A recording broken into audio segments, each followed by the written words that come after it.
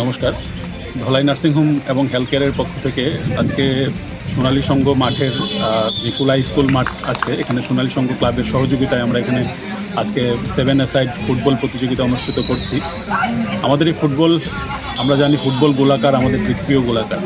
সুতরাং গোলাকার যখনই আমাদের মাথায় আসে তখনই মনে হয় যে জীবন কিন্তু চলমান যাত্রা, এবং এই জীবনশৈলীকে সঠিক রাখতে, সুস্থ রাখতে আমরা বিশ্বাস করি, আমরা ধলাই নার্সিংহোম আমরা যে উদ্দেশ্য নিয়ে এখানে যাত্রা শুরু করেছিলাম, জনগণকে সঠিক চিকিৎসার মাধ্যমে সুস্থ করে তোলার জন্য।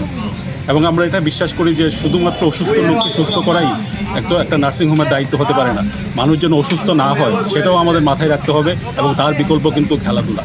এবং সেই উদ্দেশ্যকেই সামনে রেখে আজকে এই ফুটবল খেলার আমরা আয়োজন করেছি। বাকিটা কি উদ্দেশ্য এবং কবে কি হবে, এটা আমার প্রিয় দাদার সুশান্ত ঘোষ মহোদয় বলবেন।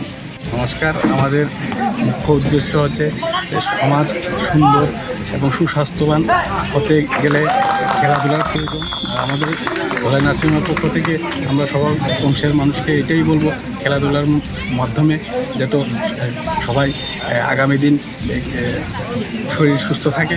নমস্কার।